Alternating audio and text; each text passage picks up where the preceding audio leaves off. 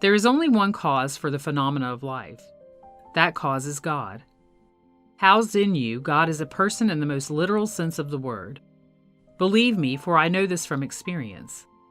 God, the only creator, is pure imagination working in the depth of your soul.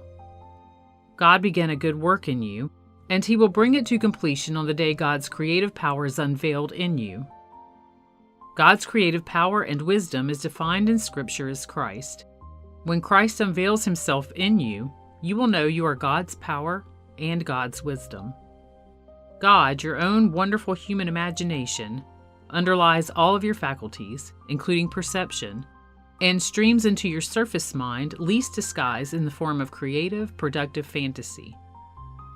When you ask yourself what you can do to transcend your present limitation of life, you are dwelling upon the means. God does not ask you to consider the means, but to define the end. Speaking to you through the medium of desire, God asks the question, "What wantest thou of me?" Then He tells you not to be concerned with the ways and the means, for His ways are unsearchable. They are inscrutable and past finding out. This statement you will find in the 11th chapter of the book of Romans. So don't be concerned as to how God will fulfill the end.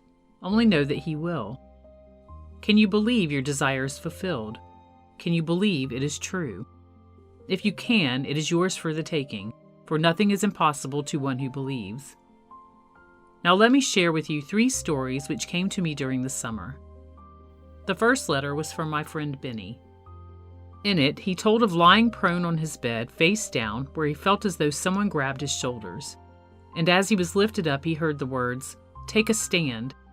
Intuitively, he knew he had to make the decision now as to whether he was going to believe that imagining creates reality or disbelieve it. Scripture tells us, "He who is not with me is against me." There is no neutral ground, for I have not come to bring peace but a sword, to set a man against his father and a daughter against her mother. Why? Because a man's enemies are within him. Everyone must eventually take the stand that imagining creates reality and swim or sink with this concept. Now, a few days later, while in meditation, Benny felt himself being held from behind by 3 men. As they raised him, he watched the sun rise and heard the words, "Look, behold," and recognition. And he remembered a passage from my book, Your Faith is Your Fortune. Recognition of this truth will transform you from one who tries to make it so into one who recognizes it to be so. Soon after this, a friend asked Ben to pray for him. He wanted to be the property manager of the company he worked for. Although he had been passed by year after year, Benny told him what to do, and imagined hearing the friend tell him the job was now his. A few months later, the job was vacated and his friend was given the position with an increase in salary and greater responsibility, just as he had imagined. What did Benny do? He imagined. To whom did he pray? To his own wonderful human imagination. God, the creator of all life, is like pure imagining in you, underlying all of your faculties, including perception. He streams into your surface mind, least disguised in the form of productive fantasy. Benny took a stand. He prayed for his friend, and he believed his prayer was answered. He tested himself, and the windows of heaven opened and poured forth blessings for all to see. Now Benny knows that with God all things are possible. God is your mightier self. Emptying himself, God took on the form of a slave and is now found in the likeness of man. Abdicating his power, pure imagination took upon himself the limitations of flesh, thereby becoming human. It is God who weaves your every desire into cubic reality, waiting upon you effectively and swiftly, regardless of whether your desire is for evil or for good. The one who conjures thoughts in the mind of a Hitler or Stalin is the same power as the one conjuring thoughts in the mind of a pope or the Archbishop of Canterbury. There aren't 2 gods, there's only one. The 14th and 53rd chapters of the book of Psalms are identical, each telling us, "The fool says in his heart there's no God, but the Lord looks down from heaven upon the children of the many to see if there are any that act wise and seek the Lord." Here we find that in the eyes of God, wisdom is equated with seeking the Lord. And if God is all-wise and all-powerful, then any search other than for the Lord is stupid. You may be the greatest mathematician or scientist, the most intelligent and honored man among men, but if your search is not for God, you are stupid in His eyes. Called upon to look for the cause of creation, what are you doing losing yourself in the phenomena of life? When something happens, search your thoughts and you will discover your own wonderful human imagination to be the cause of your experience, because God is a person. At the present time, he is wearing a mask called Neville, but the one speaking to you now knows himself to be the Ancient of Days. Every being in the world is a mask worn by God, for housed in man is man's imagination.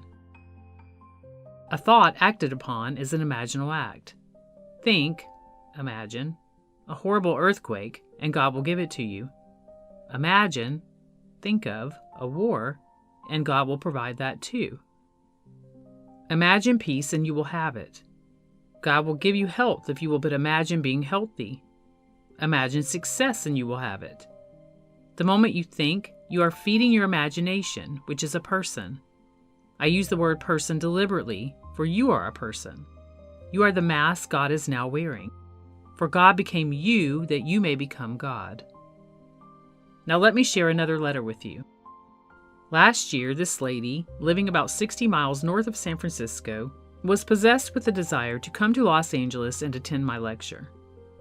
Leaving word at her office, she drove her car to the San Francisco airport where she took a plane to Los Angeles. There she was met by a friend and immediately came to the lecture. After the lecture, she joined a group of 4 women and 1 man for coffee, where she expressed her hunger, having missed lunch and dinner that day. The gentleman sitting beside her then said, "I'd like to buy you a steak." And as she looked into his face, she heard a voice within her say, "This is your husband." Now this lady has been married and divorced 4 times, so she had specific desires for a husband which she felt must be fulfilled. She wanted to be happily married to a man who lived by his truth. She wanted him to love and respect her, as well as her 17-year-old son. Having imagined such a man in September, she attended my meeting in October and married the gentleman she met here the following January. The gentleman added his story to her letter saying, "Having played with the idea of being married, I went to a pawn shop last September and purchased a plain gold band which I placed on the 3rd finger of my left hand. Every day I wore the ring, and every night I slept in the feeling of being happily married. My friend thought he could not get the feeling of being married without a physical aid, but you don't need anything outside of your imagination to catch the mood." Having been an alcoholic, this gentleman imagined his wife never mentioned his past, for although he had not tasted alcohol for 9 years, he had paid the price in his search for God. You see, the alcoholic is searching for truth. Thirsty, he finds a false prophet in the form of alcohol, while those who will not touch it, and criticize those who do, haven't even started their search. But I have news for them. One day they too will know a hunger which will not be satisfied by bread. They will know a thirst so great they will make the mistake of clothing it in the form of a bottle. But because it will be a false thirst, the thirst will remain. Then they will discover the true hunger and the true thirst, which is for the hearing of the word of God. Now in the 3rd letter, a gentleman writes, "Having borrowed from the bank, every month when I sent him my payment, I reduced the total amount in my record book.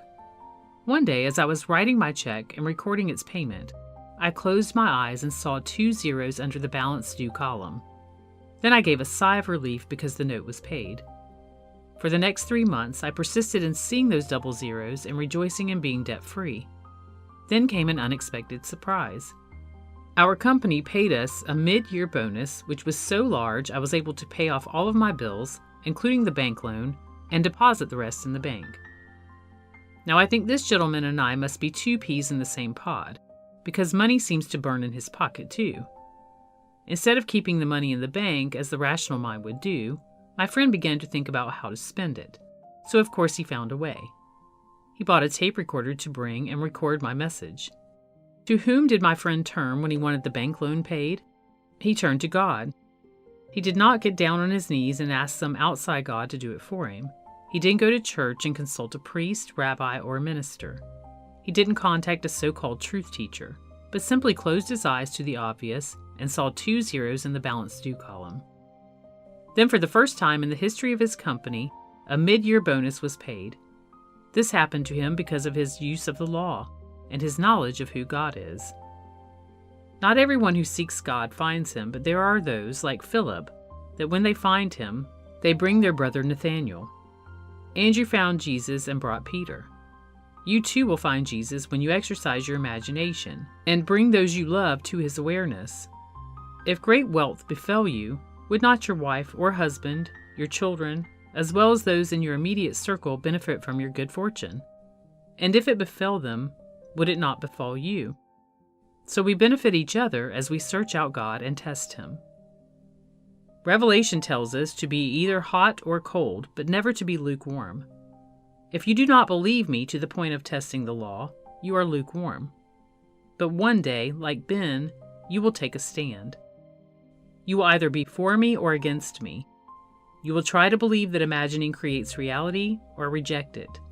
You will be hot or cold about it, and that is better than being lukewarm. I have discovered that those who hated me at first when I took from them their idols, the icon in their mind called Jesus, have become my finest students. So many people claim they believe in Jesus but cannot define him. Unable to place him in time and space, they are defiant when I say, Christ in you is your hope of glory. Full of insults, they are cold. Some have even been violent, but one day they will find him of whom Moses and the prophets wrote, turn around and be embraced by the Lord. I started telling this story in the 1930s, and here we are in the 1960s. During these 30-odd years, I have found those who really opposed me, those who were so moved and disturbed they were determined to disprove my words. But since they couldn't do it, they too have found God to be their own wonderful human imagination. The Bible is addressed only to the human imagination. In Blake's famous letter to the Reverend Dr. Tressler, he makes this comment, why is the Bible more entertaining and instructive than any other book? Is it not because it's addressed to the imagination, which is spiritual sensation, and only immediately to the understanding or reason? The Bible is imaginative instruction. When it unfolds in you, it is more real than anything here. Yet it is all imagined, for God is all imagination, and so is man. The eternal body of man is the imagination, and that is God himself. There is nothing but this one body called Jesus, who is the Lord God Jehovah. I tell you, God became as we are, that we may become as he is. No one took God's life. He laid it down himself, saying, I have the power to lay it down and the power to lift it up again. The fall into fragmented space was deliberate, and he who fell has the power to gather us all together, one by one, into that single body who is all love. His body is above the organization of sex. In it there is no Greek, no Jew, no bond, no free, no male, no female. When you wear it, you understand Paul's statement, I consider the sufferings of this present time not worth comparing to the glory that has been revealed in me. In that body you know yourself to be the real man, and this fleshly body is nothing. You will realize that you were never male or female, but have always been God. Remember, everything is yours for the taking. If you want it, take it. If you cannot claim it for yourself, ask a friend for help. If you want to be happily married, do what my friends did. You want to pay off all of your debts? Whatever you desire is yours. All you have to do is imagine you have it, for everything in life is yours for the taking. Now let us go into the silence.